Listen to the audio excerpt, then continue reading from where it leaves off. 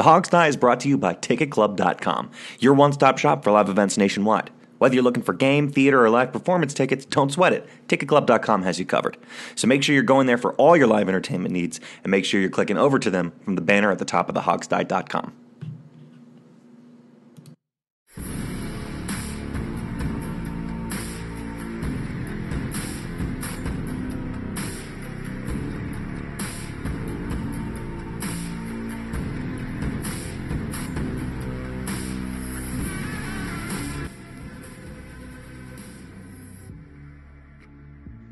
Hey everyone, and welcome to the Hog Sty, DC's unofficial leading source for all things Redskins in the NFL, brought to you by TicketClub.com.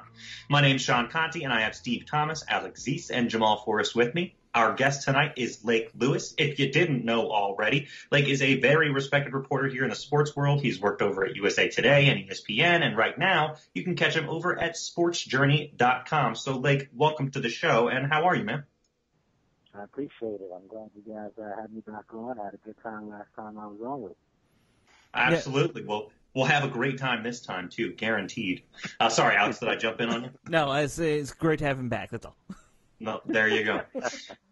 Well, so let's jump right on in because we have plenty of things going on here in the off season, lots to talk about. So first, right up front, Bruce Allen came forward, did a little press conference yesterday. We wanted to start there.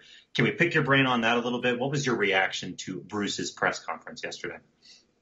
Yeah, I thought it was unnecessary, frankly. I just didn't understand the reasons to say, typical Bruce Allen politician type, comments. And, the things that he said, I was thinking some of the quotes, he mentioned, the players weren't 7-9, the coaches weren't 7-9, but everyone was 7-9. The coaches have to do a better job of putting players in, positions to win, and they've got to get better players that are healthy, better players. And so tell us something we all don't already know. It's just, this is a typical Bruce Allen. And, at the end of the day, what he said is true. I mean, I can't knock him on telling the truth, but you're not saying anything that's groundbreaking. And the problem I have with this is that he does this, it's very calculated where he'll speak, to the guys that did go down to the Senior Bowl. I was, one of several who were out at Redskins Park every day who didn't go to the Senior Bowl. And, it just, to me, I think if you're going to have any kind of press conference, if you're going to say anything, especially with the way the fan base is right now, the anger in the fan base, I think you do that at Redskins Park, and you make it, fair for all the media people, in the area, and for those who don't cover the Redskins, you still make it open for everyone. But this is a typical Redskins fashion. They do it when everyone's away and when they know everyone won't be in Mobile at the Senior Bowl. Hey, Lake, you've been covering the team for a while, and so you obviously the background with Bruce. As you stated, the fans have their issues with him, and they're very valid.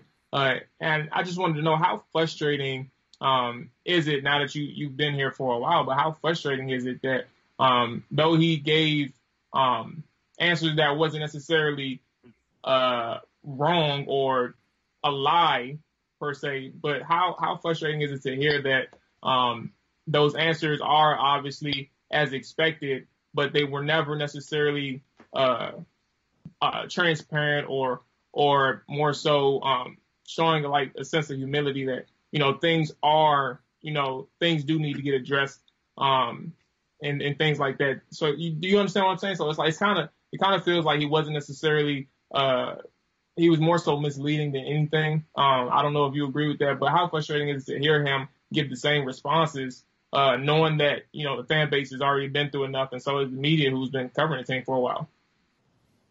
It's very frustrating. I mean, it's extremely frustrating. And when you've had a chance to cover another outlet like I have, I had a chance to cover the Ravens before I came to DC, and I can tell you, it's night and day. It's not even close. And just the way they go about business up in Baltimore is a lot different from here, and there's no hidden agendas.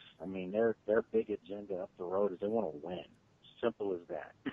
do whatever they have to do to win. And I don't know if the culture is here, and just being around. And, there's some great guys in the locker room. I will say that. There's some great people that work up the Redskins Park. I mean, really good people. But collectively, I don't think the right culture's here. And, when you're not used to winning, and I'm talking about ownership now, the front office, when you're not used to winning, you don't know what that is. And you can come out and say the same things and get away with it. And unfortunately, I hate to say it because, I'm originally from here. When I was a kid, I was a Redskins fan. Naturally now, I just, I'd like to cover a winner. Simple as that. So I don't have a fandom. I'm tight with several guys in the locker room. But, internally, I root for guys to be successful because this is their livelihood. It's how they take care of their family. So, you want guys to be successful in that regard. But I just know from what I see and the way business is done, it's discombobulated, if that's such a word. It's just all over the place. And, I don't like the fact that Jay was back here. I don't like that at all, frankly. I mean, this is your head coach. You want him to have eyes on some players that you potentially could be drafting or taking a good hard look at. And that just goes to show you kind of the pecking order and how things are arranged. And they'll come out and say, no, Lake or John Keim or Craig Hoffman, whoever, they're going to say, you guys being harsh or whatever. But at the end of the day, we see what we see. And, I want the team to be successful. I'm not, you guys know me, I try to stay positive. I try to approach things on a positive level, but I also have to tell the truth. And the truth is, this is just not from the top down. It's not handled properly. It's not. Well, let's talk a little bit more about the culture of the team, as you brought up. The fans have really spoken this offseason. We had this whole Fire Bruce Allen hashtag. He was asked about that yesterday, and I thought we got for like a split second kind of a deer in headlights look from Bruce about it. And then he kind of moved on into, a political answer. Well, my question is, what sense do you get in the front office of how secure he really is, and two, does Dan Snyder really understand how the fans feel? I think he's very secure. I think he's secure enough that he was able to go out and speak yesterday. That's security. I mean, you can't, misconstrue that. That is literally put in fans' face to tell them, I'm very secure. I'm very secure. You listen to his wording. Every time he mentioned someone else, it came back to we, which is almost as if he's saying that, he's got total control over this thing at the end of the day. I mean, he talked about Doug Williams and Kyle Smith, and it ultimately came back to him. And that's what he does. He deflects everything back to him when it's good. But if it's bad, it's somebody else's fault. And, it's a shame that Dan has put so much power into one person's hand. And some people will come out and say Bruce doesn't have that kind of power. That's I know for a fact he does. And that's not true for anyone to take the narrative that he doesn't have that kind of power, because he does. And, also, guys, Dan Snyder has taken a step back. A lot of people don't understand that, but he has. He really has. The problem is he's letting people run the asylum that maybe shouldn't be wielding that kind of power. And that, again, is an internal thing, a cultural thing, and the Redskins have done this for a long time. I mean, this isn't just something that happened with Jay Gruden. This happened with Shanahan. It was happening the very beginning when Joe Gibbs came back, and then he was like, didn't want Serrato there. So, Dan consented and got rid of him. But it's just little things like this that I think keep the team from taking a step forward and being there, because there is talent here. And, for the first time since I've been here, maybe since 2012, I would say, this may have been their most, collective unit as far as talent, young talent especially. This is one of their best teams they had, and obviously we know about the injuries, and that did derail their season. And, you know you can't use it as an excuse, but it is a fact that it affected their season. How could it not? You lose, 2 of your quarterbacks. So, but with all that said, I just think that if things were a little bit tighter, from upstairs coming down, maybe they still could have weathered the storm. And I can say this, guys, you look at Philadelphia and you look at how they're doing things. Just the other day, Nick Foles was 4 receptions away from hitting his bonus, a roster bonus of $1 million. The Eagles still gave him the bonus. Right. I know guys who come through here for years who've been maybe 4, whatever you want to call it, away from hitting their roster bonus. They were pulled out of games. Oh, my. That's so petty. So it's just so incredibly petty. Yeah. Yeah. So what I'm saying is, it's just these little things that a lot of us know about that some don't, that are just the reason why the whole outfit isn't where it needs to be. And I know those guys really want it to be. Right. But again, when you're not accustomed to winning, you don't know what a winner is. You just don't. So that's an issue. So you talked about the injuries and, some of our talent there, but I think the, big injury, of course, is going to be the Alex Smith leg that we all saw at the Wizards game, didn't look good. The team is publicly saying they still seem to have faith that Smith will somehow make it back.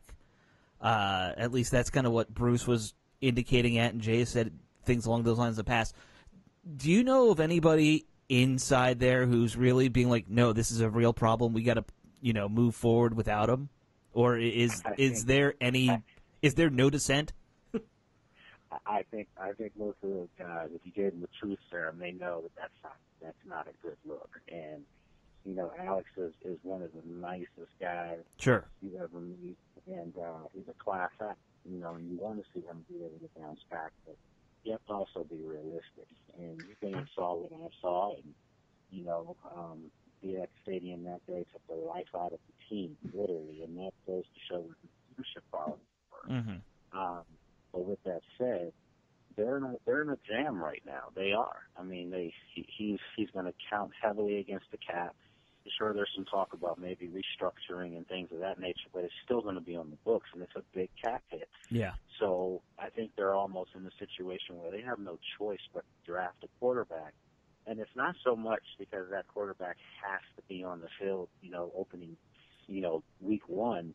It's just because from a salary cap standpoint, you get a rookie, quarterback who could help your team depending on who you can get. Yeah, you get lucky. Yeah, you get lucky. I mean, I'm a big Kyler Murray fan. I don't want to hear anything about his size. He's a winner. He won three state championships in Texas high school football, which is big time stuff there. And then he also, in his 1 year as a starter at Oklahoma, I mean, he had better records than the guy he preceded and won the Heisman along the way. So, I mean, he's a talent. And I don't think he would give up baseball and all that money if he didn't think he could do it in the pros and the NFL. So Sure. From the Redskins, and I was saying, if he falls to you at 15, you got to run to the podium. But his number, a 15th overall pick, that's a safe salary cap number for you for a year or two. Yeah, that's what, $3 million, $4 million, or something like that. That's not terrible. Exactly. So it doesn't really hit your cap hard. And if Alex restructures, it's almost the restructure could take care of that contract. It could be a wash. And then you hope Alex Smith could come back. But I can say this, if he can't come back, him being in that locker room for a rookie would help him, and it would help everyone. It would help Colt McCoy. It would help Josh Johnson if they have him come back. So it could be a win-win in that regard. And then you start anew with a new quarterback that can hopefully galvanize the fan base again. Well, Lake, what are the odds? What are you hearing? That they're really going to spend a first-round pick on a quarterback versus maybe a Daniel Jones. So we heard that they like him, or are they going to do the old third, fourth, fifth round save him as a developmental guy and just go with Colt. Yeah, the fan year. crush Rippin kid that I'm not the fan crush, the Alex crush. Well, hey, it's not just me. I'm not the only fan who wants to just draft a guy because of his last name. No, he's a talent. I mean, Jason Boyd, you stay Rippin. He's not a bad prospect at all. Me personally, I wouldn't go after him. I think they're in a situation where this isn't the best quarterback group, in recent memory, but the top 3 or 4 guys are pro quarterbacks, and they're the guys that are they're in the right system and the right opportunity presents itself. They could really do something. I mean, I hate to say this, but if I'm the Giants at 6 and you have your pick of the litter, technically. You can go Haskins, you can go Locke, you can go Murray. Me personally, I'm going to go Murray, just from the fact that I think his athleticism paired up with Saquon Barkley, it could be something special. Odell Beckham on the outside, blah blah blah. But getting back here, I mean, they're gonna try to go with the safest thing. That's something I know. Doug and Kyle Smith would do. They're going to go with the safest pick, and they're going to go with. I did a poll earlier today, and it was, what would you guys do? With the 15th pick, would you go quarterback, wide receiver, defense, or best available player? And ironically, the fans have voted right now, best available player, then quarterback comes in second. So, if you're the Redskins, you have to ask yourself, who is the best available player? Because they've missed on some guys with their top picks. So that's the other thing. I mean, not throwing Josh Doctson under the bus, but he has not been a first-round talent yet. And I say yet because he still has time. Yeah. But normally, guys who are drafted in the first round are supposed to hit the ground running. Period. And they've missed on some guys like that. And from a skill set position, Brandon Scherf clearly is a monster. But this is a super important draft for the Redskins. This might be the most important draft for the Redskins since the RG3 draft of 2012, because they can either go up or they can drastically fall back way below. As Bruce said, they're at the middle of the pack. You could fall under that real quick. Well, one of the huge gaping holes, in my view at least, is middle linebacker. They definitely had, inside linebacker, they had problems. Reuben Foster is on the roster. Now, we've heard all sorts of crazy things about Reuben Foster's status and what really happened, and who knows. But what do the Redskins truly think? Do they really think Foster's going to be available at the beginning of the season? Yeah, I think they do, and I actually do myself. I think you want to get this taken care of as early as possible. You kind of want to push the league to come up with something. There's a chance that he can miss 4 games. I've seen that happen before on the first 2 games. But if the case is thrown out, I mean, he already missed time last year, technically. So I could see him being able to be in training camp and being ready for week 1. And if that can happen, that's a big upgrade for the Redskins at that position. I mean, he's a talent. I will say this, though, on the cautionary side, even though in San Francisco, I still don't think he was playing up to his full potential. And obviously he's a young player. So maybe being in familiar settings, with guys that he went to college with, and, maybe they can run some things they did at Alabama. Maybe it helps him. But just from a sheer talent standpoint, he's an upgrade from what they've had. I mean, Zach Brown was fast and could run sideline to sideline before the injuries really hit him. But he nor Mason Foster, they're horrible cover guys. They can't cover people. That's their Achilles heel. Reuben Foster might be a guy that can give you a little bit more of that, but he's also a guy that can play well against the run and just has some speed, some things that they lacked at the position. So they're banking on him.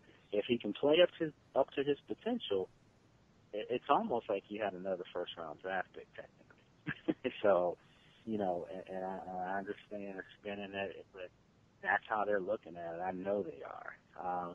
I kind of think, guys, that when all this stuff happened and they grabbed him immediately, Yeah, it was kind of a rush to grab him, considering it was 3 days since, everything had happened and he got, arrested and kicked off, not kicked off, but released by the Niners. Yeah. But the irony is they had just played the Cowboys. Jalen Smith had a monster game. And I think they kind of saw some stuff, like with him. Like, that's the kind of playmaker we need in the middle of the field for our team.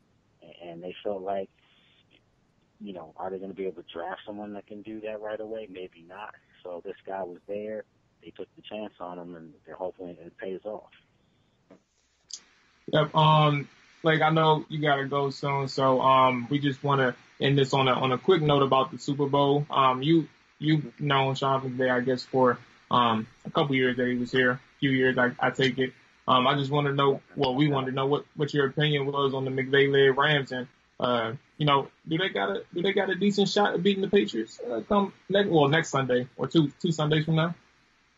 It's going to be tough, guys. It's going to be real tough. I mean, Sean's my boy. That's my guy. And I'm happy for him. He it's just amazing. It is. I remember a couple of years when he was here, he had as a coordinator, had to speak to us. And I remember him just saying, and even Tony Wiley was telling us that Sean wasn't comfortable speaking. He just wasn't. To see him go from that to just this great young mind. Everyone knew he could call plays and draw plays up, but he's leading guys now. That team believes in him, and it's amazing to see how they've just rallied around each other out there. So it's going to be interesting to see him. He's kind of like the new blood of the league going up against the old head, so it's just going to be really interesting to see, how he can compete against Belichick. Same thing with Goff. Goff, to me, just the way he plays is the closest I've seen to Tom Brady. I'm not saying he's Tom Brady, guys. I'm not saying that. Tom Brady's the GOAT, but I'm just saying, Goff, if you look at his size, look at the way he throws, the way he's, just methodical in his approach, that's a young Tom Brady. And it's just amazing that now you have two coaches that are, total opposites, age and everything. And then you have the quarterback situation, total opposites, same thing. It should be a compelling game, but I hate to say it because Sean's my guy and all. I just think the Patriots, they know where they are right now. I mean, they've done this. They've been there. They lost last year in it.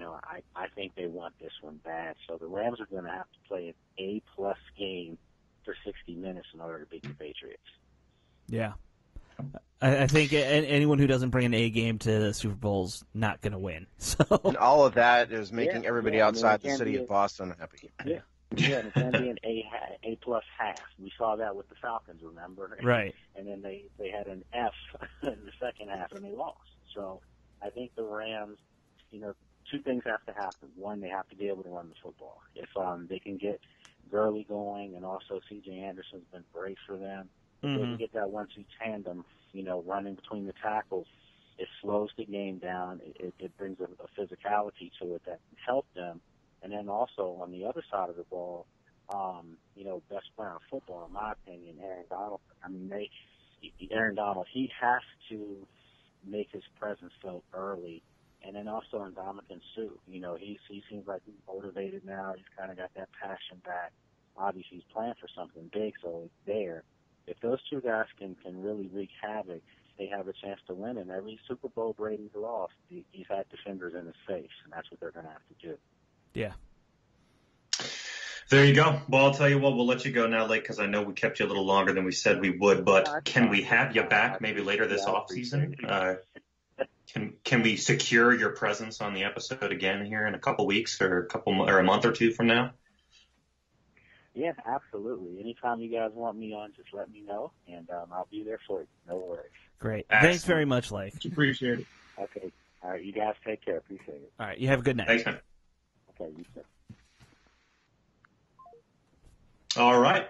And there he goes. That's Mr. Lake Lewis. Very smart guy. Lots to talk about. Let's do a little debrief on that conversation here, fellas.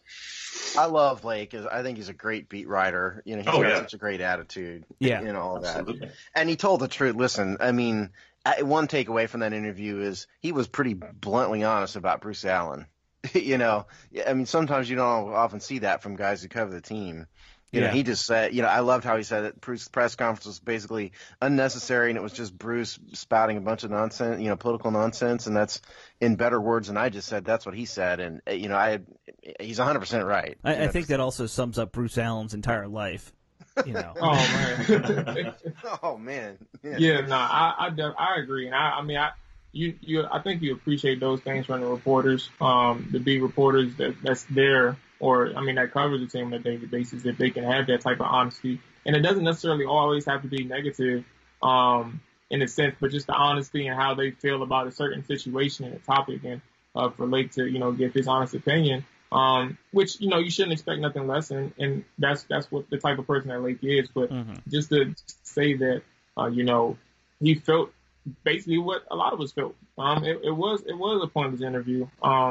And the answers that he gave was nothing but misleading. And it was nothing necessarily of substance that you can really take away and say, okay, they have a plan going forward, that I'm comfortable with as a fan. Right. Yeah. I don't know if we want to delve into the whole Allen interview and our own thoughts right now, too. Might as well. Yeah, why not? Why don't we just... The interview itself, he really... I give him credit, he didn't completely dodge every question, like Lake was saying. But he really just... You were hoping he would say something like, listen, I know things were bad this year. I'm sorry. If anybody thought that was going to happen, you haven't been watching this team. No, of course not. The thing is... I was just hopeful that somebody on the team would do it.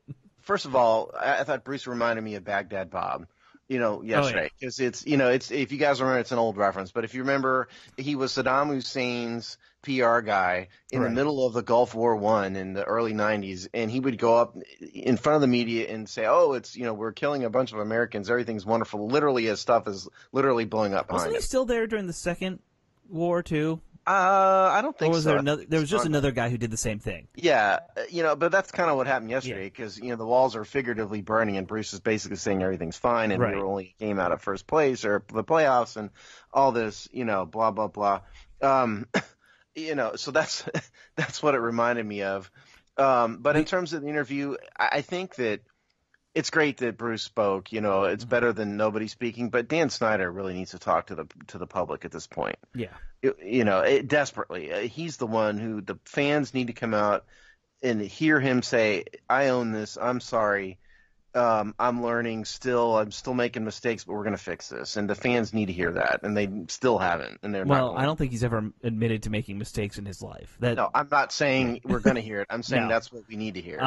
I'll say the one thing that I found interesting about the whole interview, and this is just because I'm weird like this, the only time he seemed happy to talk was when he was joking about the stadium and joking about how the moat's not going to be part of the stadium now. Like, that was the only time you ever heard any happiness in his voice. I think the moat's not going to be part of the stadium because the fans may drown him in the moat. Yeah. So my spike pit idea is right out. Yeah, well, look, that's what he's obviously most comfortable talking about. I think that's what his most expertise is in, and that's what he knows the most about. I think he knows he's a little out of his element with some of the other stuff. So it just naturally makes sense to me that it flows very smoothly. There's a lot of ego there, man. I don't know if he does know he's out of his element. That's a fair point. Between him and Dan Snyder, the world is tilted. The entire planet is tilted into their offices. I would also say, I would argue, he doesn't know that much about building stadiums. He's never done it before. He knows how to smooth politicians. That he knows, but the actual, he failed to do it in Oakland. There's a reason they're moving to Vegas. I would argue I may know more about stadium development than Bruce does. I wouldn't even argue it. I would say you're right. Bruce knows how to get the money. Yeah, well, what else can we really add? Like we said about the press conference, it was the typical hold the line, yield no real information, and just maintain the status quo. It was the typical thing. It's sound and fury signifying nothing. Yeah, see, there you go. Faulkner said, Perfect way we don't quote enough Wagner on here. We might be the only. Look, Alex, it's up to you to do it. Hey, I quoted Hamlet in my column. You did. Column, Steve's getting into the weird, old English quoting. It's like, at some point you write enough of these, you got to do something to entertain yourself, even if it doesn't entertain anybody else. Right. God, you do find yourself leaning on the same sort of phrases and saying, that's what I was like, you know what? Let's just quote Hamlet. I can make this work somehow. One way or another, I can make that apply to Josh Doxson. There you go. That's right. All right. Well, anything else on Lake Lewis stuff before we move on to other things? No, I mean, thanks to him, and go to sportsjourney.com and read his stuff. Yeah. Yes, absolutely. We'll have to get him back for his take as things continue this offseason and more stuff happens. So we have and stuff. Yeah, lots of stuff. Well, we have more positions groups to go over, but I think we had a little bit of news stuff as well, right? Yeah, just a couple. As the world continues to turn with the coaching stuff. Yeah, Torian Gray. Last week, Torian Gray was not gone, and now he is gone. He is departed the organization for the University of Florida, and he is the secondary coach of the University of Florida now. So he's gone. I think they let a good coach go, but be that as it may. And then Kirk Olinsati is gone. Excuse me, he's gone now too. So we're missing an inside linebackers coach, and they're missing a secondary coach. Neither position's been filled. We'll see. I think the organization's better off without Olivedati, if you ask me. But Torian Gray's a pretty big hole, I think, unfortunately. Yeah. And the other news that the other news that was confirmed by Bruce is that Jim Tom Sula is not under contract for this year.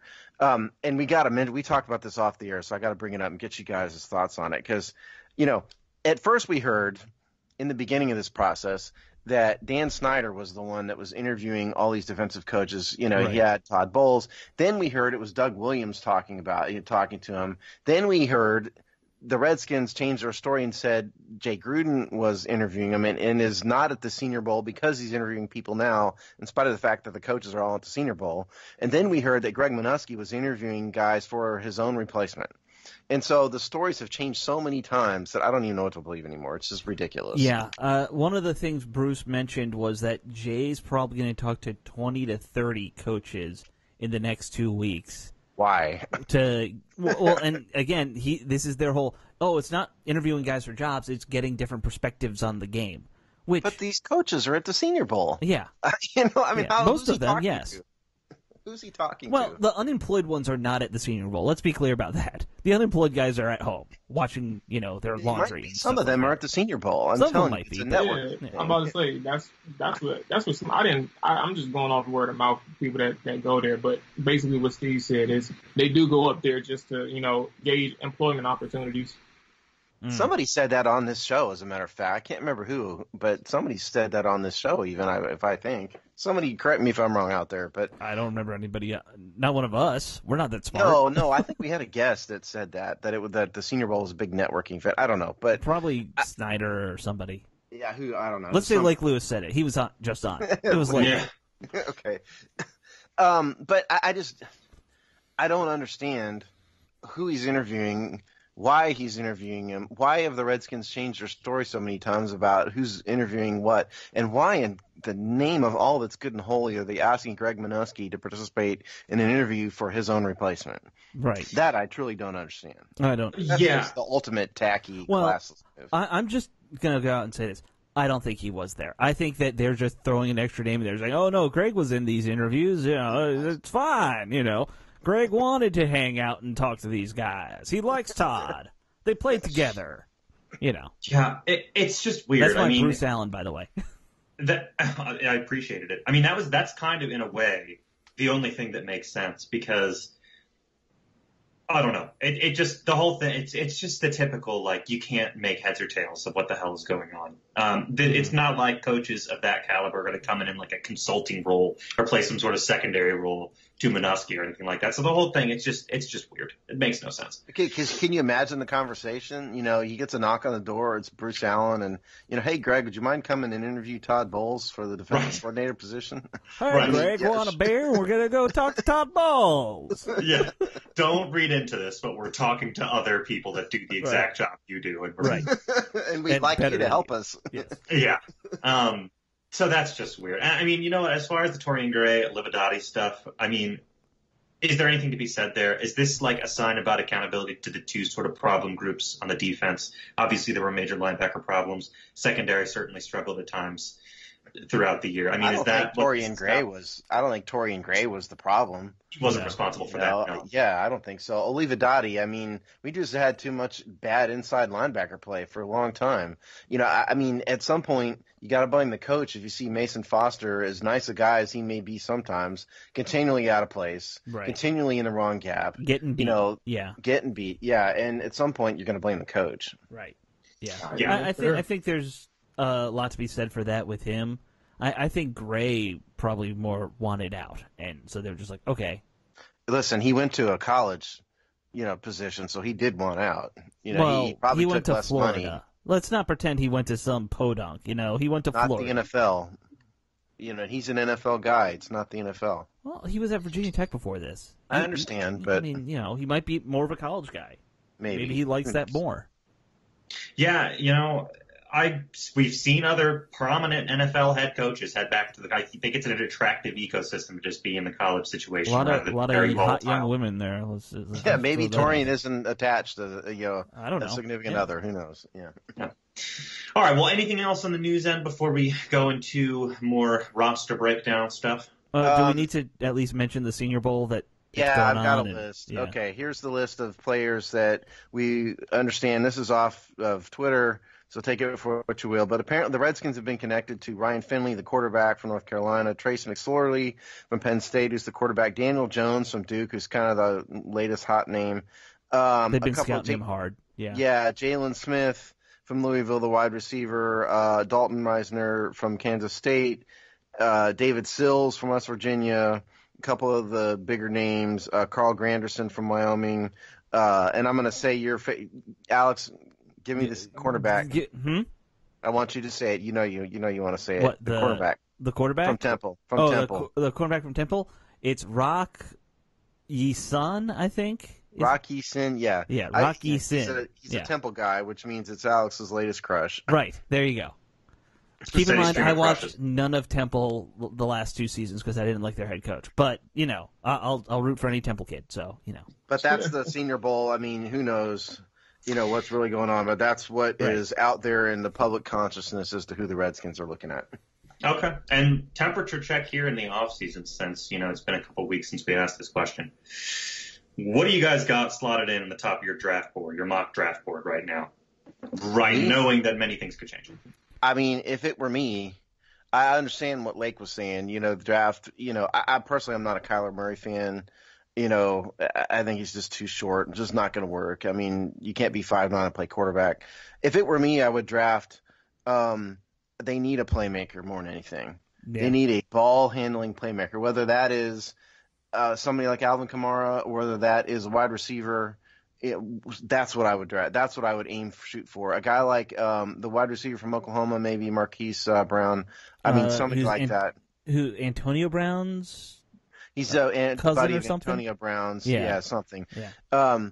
I would aim for a guy like that first and foremost because I think they desperately need speed, team speed, and they need a playmaker. I'm actually with you. In the mock drafts I've done, I tend to drift towards Metcalf, the receiver from, I think, Ole Miss. Yeah. That's who I tend to. He's usually there, and he's easily the highest ranked wide receiver, I think, in most mock drafts at this point.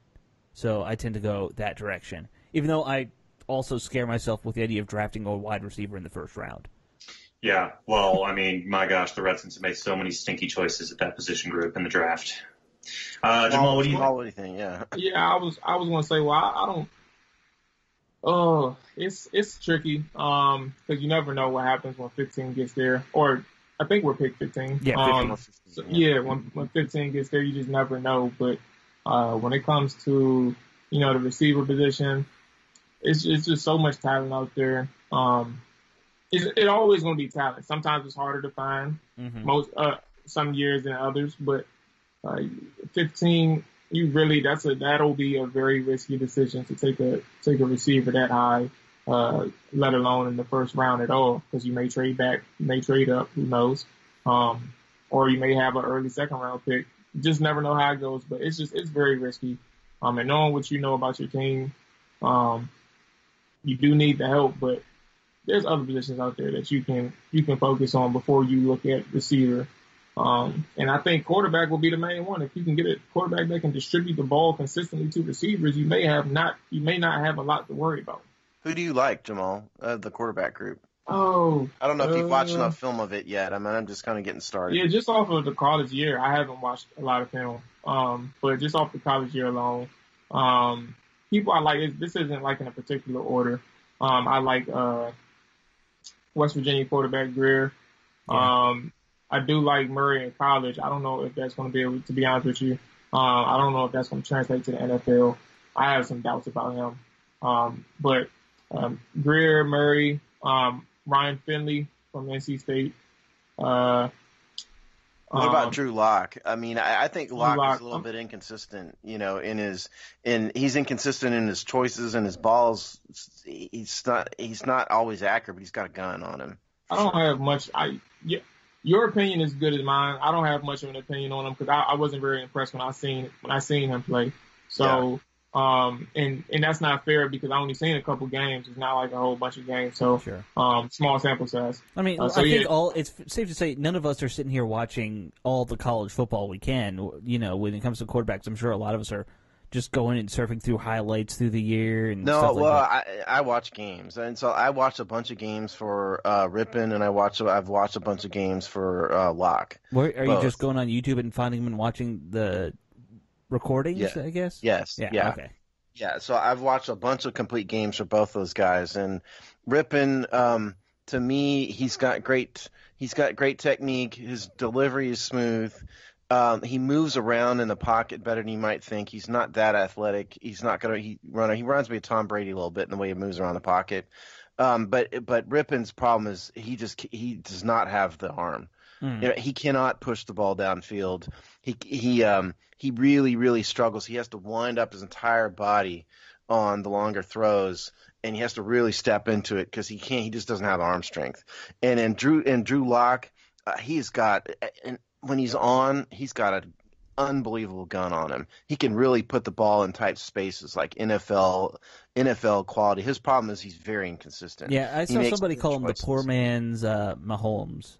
Yeah, that may be. I think Mahomes is probably more athletic than Locke is. Probably. But Locke is so inconsistent that I have a hard time with him in round one for that reason. What I will say is, for everybody that's listening to this, and we'll obviously be releasing this on Thursday. Come Saturday, there will be a few quarterbacks that you will want to look at in the Senior Bowl coming up, and I think that's one of the ways to gauge who you may like or who the potential quarterbacks are in the first couple rounds. And I believe Gardner Minshew is playing, as well as I just had him on my mind. I'm drawing a blank. Finley? No, not Finley. I mean, I think he's playing, but it wasn't him that I was thinking. Is Locke it was Gardner playing in Minshew. that one? Oh, the North Dakota State quarterback. Yeah.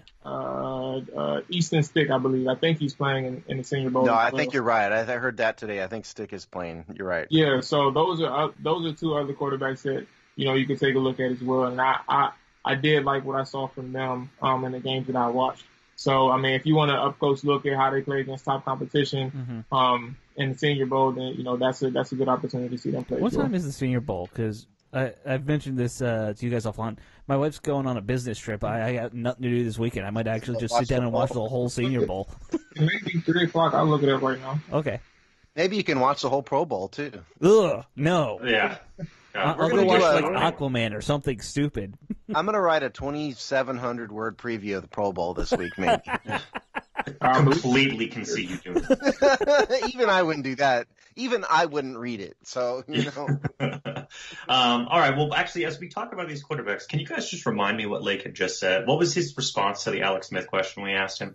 I mean, he said that, it's hard. It was hard to see Alex in the brace.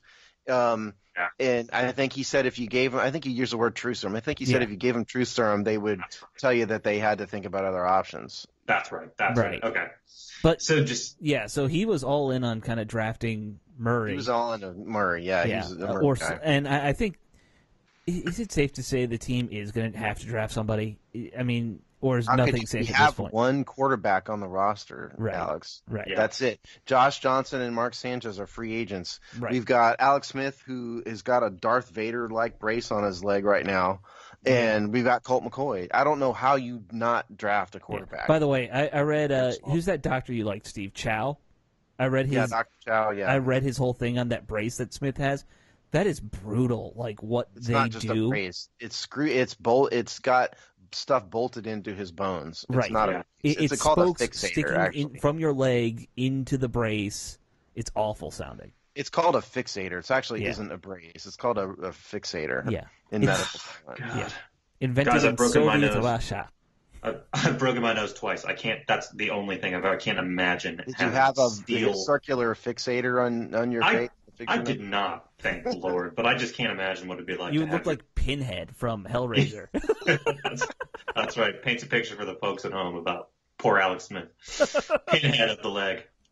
Okay, well, let's move on from there. So we do have about 15 minutes left. We have more position groups to go over. I know you guys did running backs last week. Before that, what did we do before that? Just quarterbacks? We've done do quarterbacks, wide receivers, tight ends, and running backs. tight ends and running backs. So should we do some offensive line players? Or I think we told the public when you weren't here, Sean, that we were going to rip the Band-Aid off and do O-line this week. Right. Okay. Well, let's Good go metaphor ahead. for the O-line. Band-Aid, yeah, not a metaphor. Well, Yeah. you know what I mean. This is a real hospital ward. Okay, well, let's talk about it. Where should we begin, from the center on out, or should we start with maybe a guy like Trent Williams, who we know what the deal is, or how do you guys want to take this? Well, we'll start with tackles. The biggest name, obviously, Trenton Williams, Right. and Mr. Williams. Morgan Moses.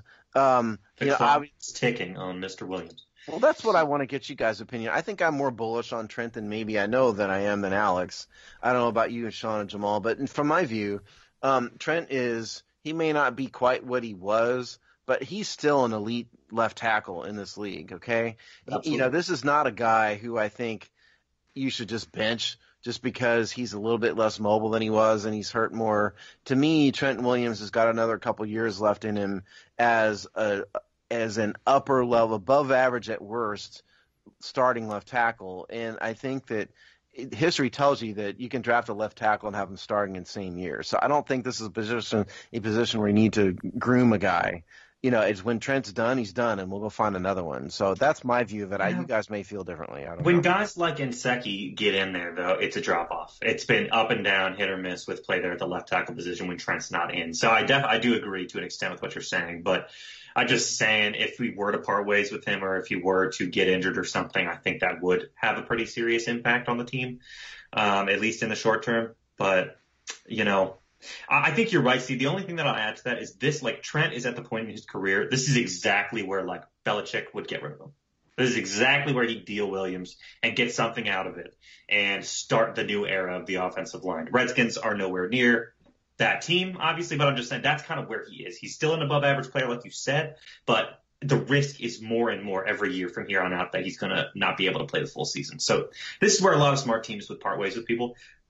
Don't dislike Trent at all, but that's the only thing I'd add to that statement. Am I wrong, Jamal, or what? I don't think you're wrong. Well, it's kind of hard. This last year for Trent Williams, it was rough. And even before the injury, I guess he was dealing with an injury in the off season. So that's one way to look at it. But even before that thumb injury that knocked him out for 3 weeks, Right. He was struggling for a while, and it wasn't a good year at all. In my opinion, it wasn't a good year in comparative to what he's level of play that he's capable of. So it just wasn't a good year. And I was actually surprised he even got the Pro Bowl nod. But then you remember, that's a fan vote thing. So of course he's going to make it. But it really wasn't an impressive year for me. The penalties and lack of concentration. And sometimes I've seen him, it was frustrating, the holding calls that he did, or sometimes the blocking the back that was, on what's it called? Smoke screens and quick screens and stuff Right. like that. It was frustrating to watch. And they stick out because they were key calls in some games. So it was just mental mistakes, and I guess the inability to get out there quick enough. So I think it was tough this year to say that moving forward, he is capable of playing elite. I don't know. This year was kind of eye-opening for me. And that was all, like I said, that was before the surgery. And then after the surgery, it wasn't really that much better. And I guess I'll finish up with Trent and say that the Redskins would be fools not to at least start to plan for the future, where Trent either moves to guard, moves to right tackle, moves somewhere else on the line, or retires because, one, he's played 10 years, and if you remember your Redskins history, Chris Samuels retired right at 10 years. That was because he had a neck problem. He was going to be paralyzed if he didn't retire. Trent Williams hasn't been healthy for how many seasons in a row? 10. Yeah. Right. So, I am not going to plan a whole offensive line around a guy who's a 10-year vet and already seems to be getting nagging injuries. So Alex is going to advocate for the start of the Jerron Christian era, apparently. No, not necessarily Christian. Maybe you swap Williams and Moses in the next year or two. You know what? I mean, let's just move to Moses. Yeah. Moses had a really tough year this year. Yeah. And I'm not going to pretend to be an Adam Tarasky level expert on, tackle play or anything, but the number of penalties that this guy got, just unbelievable number of false start penalties and holding calls on this guy. Now, let's be fair, some of those holding calls were really... They were sketchy, admittedly, but the bottom line is he got him. Yeah. And I just saw him get beat one too many times. He's another guy who's so tall and he's so big that I think when you have that bulk to you, that you're going to have things like knee and ankle problems a lot. Right.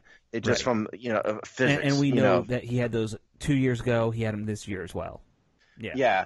I mean, and he's got a huge contract. He's got a cap hit of $6.9 million next year. Yeah. Which is less than it was this year, at least, thankfully. But look, we have a starting right tackle, but he's paid like an elite right tackle. I'm not sure he actually is one. No, I don't think he's, bottom of the, no, starters. He's above average, but I don't think he's a dude who belongs in the Pro Bowl. I don't see him going in the Pro Bowl as right tackle or anything. No. Yeah, I don't see it either. No. All right, no. But he definitely struggled more too. As the line got more and more injured, and I think the offensive line. It's sometimes hard to tell how bad are these guys struggling if the guys next to them are out.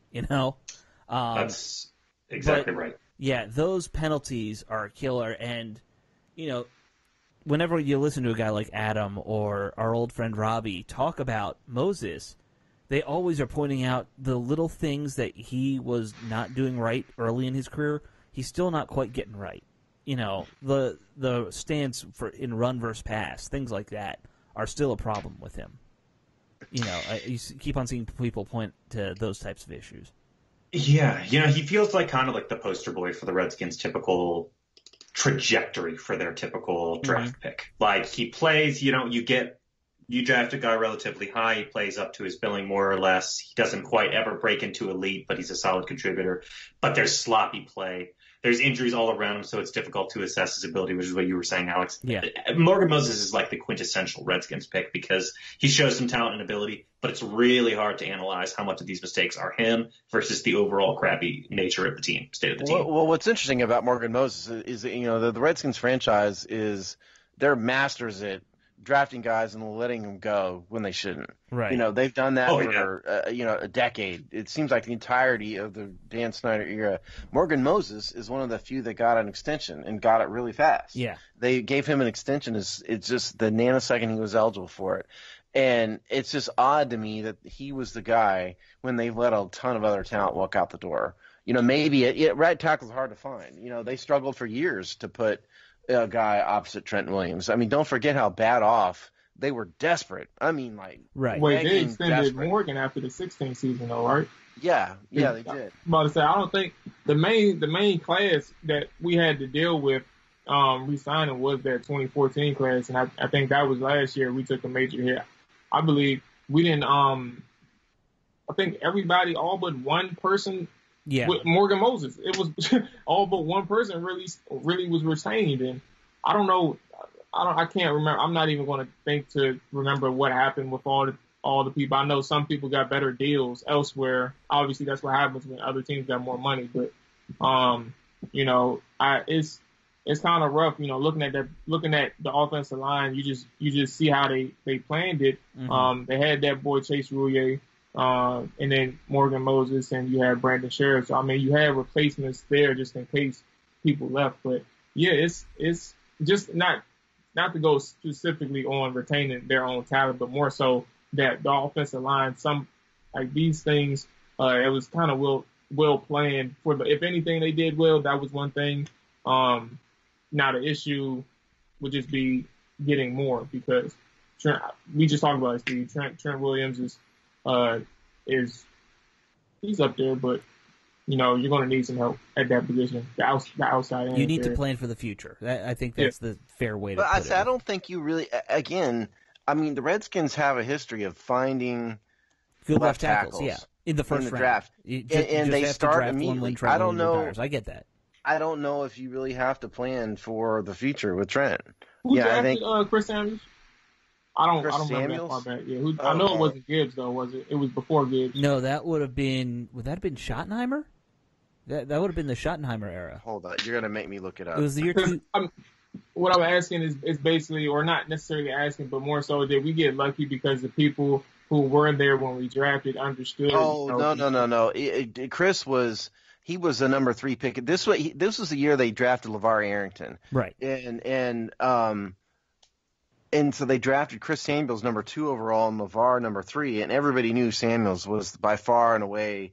Yeah, easily he was the clear. I mean, let's be fair. Same thing with Trent Williams. Everyone was kind of like, well, it wasn't the truth with Trent Williams. Russell Okung was the guy a lot of people thought there was a debate that it wasn't a sure thing that Russell Okung was better than Williams. And I said they knew Trent was going to be a star for sure, but they didn't. They thought which one was going to be better. Yeah, right. That was more of a here's two locked in left tackles.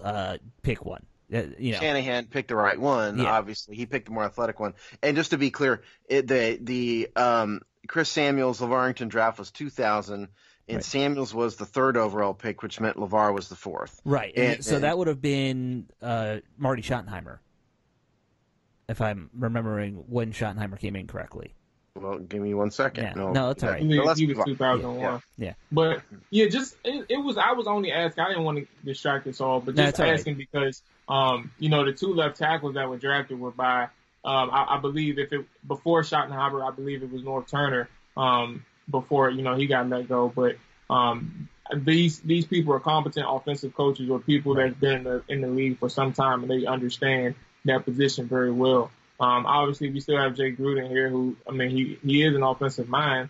So understanding that offensive line needs the help that it needs, like the swing tackle, Jerron Christian. That's not a future replacement. He is, and this is not a knock on him, but he is a person who needs to be a fill-in because he plays both positions. He can't necessarily start, and he has some growing up to do in terms of being a professional offensive lineman. So, yeah, I mean, eventually you will need – you don't have to do it right now, but eventually you will need that assistance at the offensive line position and the tackles. I don't even know what Nzeke's up to, but if he's here for another year, then yeah. Yeah, in 2000 was North Turner was the 2000 head coach. Was still North Turner. Okay. Yeah. All right. I thought that we had moved on to Schottenheimer. No, he got fired later that year. North Turner got fired at the end of close to the end of the 2000 season because Terry Robisky was the fill-in coach for a couple weeks. 3 Robisky games. He went 2-1, I believe, and we fired him. Anyway, so you mentioned Christian. I think we'd all agree had a really rough rookie year. Until he got hurt, yeah. Yeah, well, and I think that was a red shirt injury, just my guess.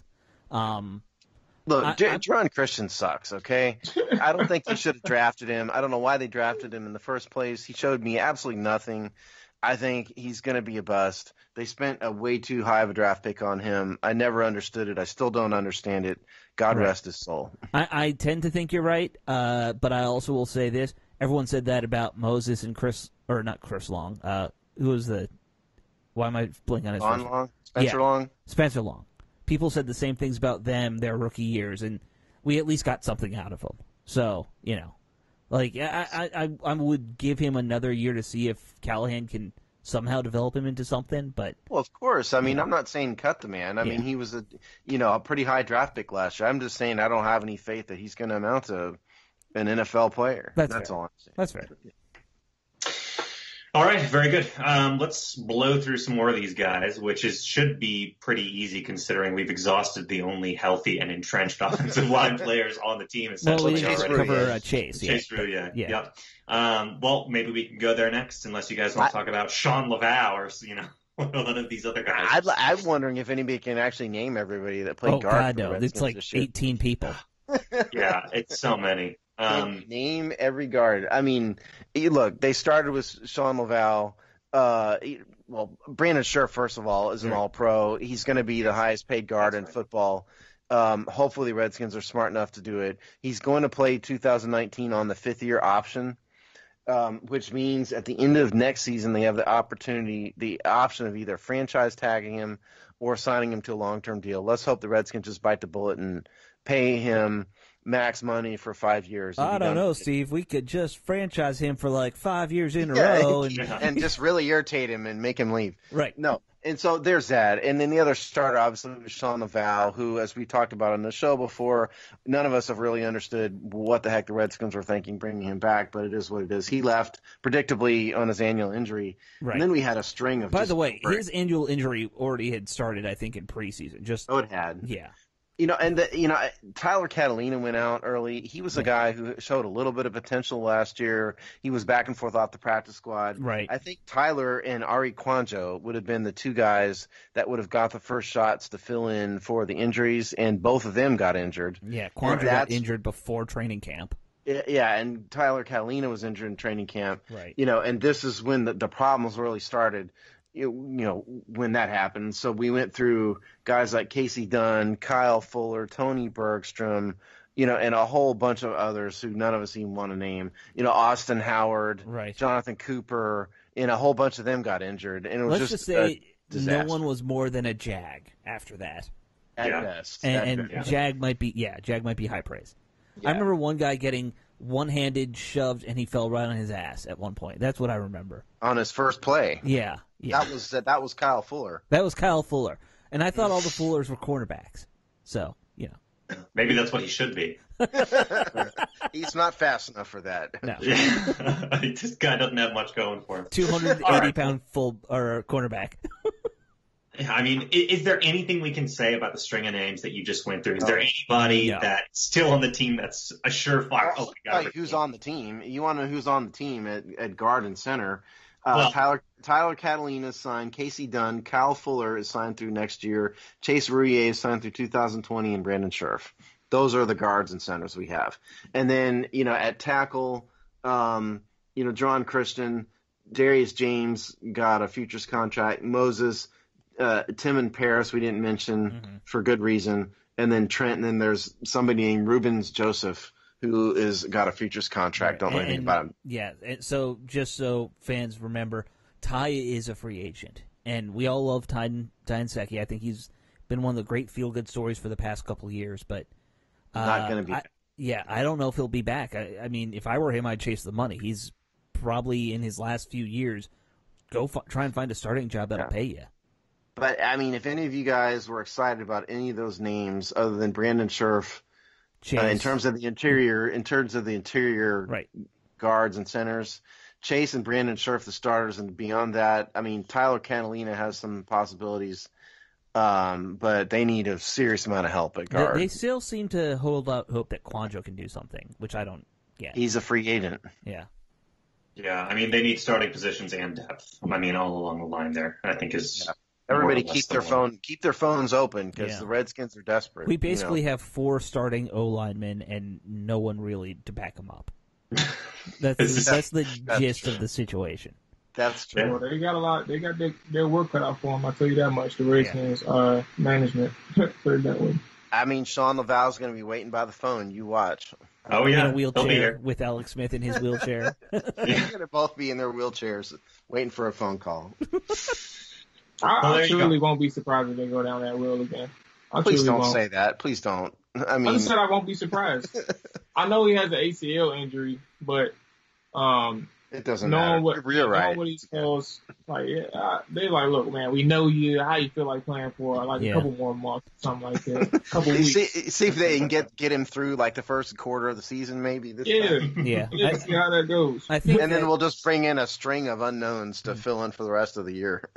I just think this team doesn't really value guards all that much, so they said they did. Yeah, they said like because I don't want to say they, but more so what they said the guard positions do like it's like you can like that's a dependent position. It's not necessarily like the most important. The interior is not the most important. You get a lot of help, but the tackles are what they value more. Right. They really don't. They feel like they can plug and play at the guard position. I think to an extent that's fine, but you gotta have better than guys off the street. You gotta do better than this because when we got down to the backup guards, that's when the running game died for us. Yeah. Yeah, I mean, I would just point out the Rams. We kind of see this from the Rams. They don't exactly have any household names along their offensive line. They're all solid players, but there's no lights out players. But they just have a quarterback that has a quick release, makes good decisions, and a ton of weapons, and that takes all the pressure off. So, I mean, the Redskins back who gets through the line and gets into the second level. Oh, exactly. And what I would say to this is that Sean Laval himself was a dude off the street. At this point, he was just a dude we know. Well, if you go back to, the end of the free agency period last year, they struck out on everybody, or they didn't pursue him at all. Either they struck out or didn't pursue, and then they didn't draft anybody. And then they were stuck with the only guy they could find a phone number for, which was Sean Laval. It kind of seemed like last year in the offseason they forgot that they needed a guard. Yeah. Like Doug had his big board, and somehow that wasn't on the list. Yeah, it got erased by mistake, and nobody noticed. Yeah. I blame Alex Santos for erasing the board. He would. I'll tell you what. The Redskins would just do something like that. Yeah, they'd have some guy accidentally do it and not notice. And they would publicly blame him and make him give a press conference about it while Bruce and Dan watched from their offices. Well, no. They would only blame him if Bruce did it. Well, that's what I mean. If Bruce erased the name by mistake, he would blame like the assistant. And make that assistant go give a press conference about it. Right, exactly. Classic Bruce move. All right, well, let's cut it out there since we're a little bit over time. We have obviously on forever. Oh, forever. We have time. We will. Let's do a whole episode of just fictitious Bruce Larry Daviding it up at Redskins Park one day. That'd be an episode. We do plenty of that, I think, to put an episode together. All right, well, make sure you're coming back to hogsty.com. We got content coming at you every day, so make sure you're checking that out. And we will obviously be back with you next week for another episode. Special thanks to Lake, and we will see you guys next time.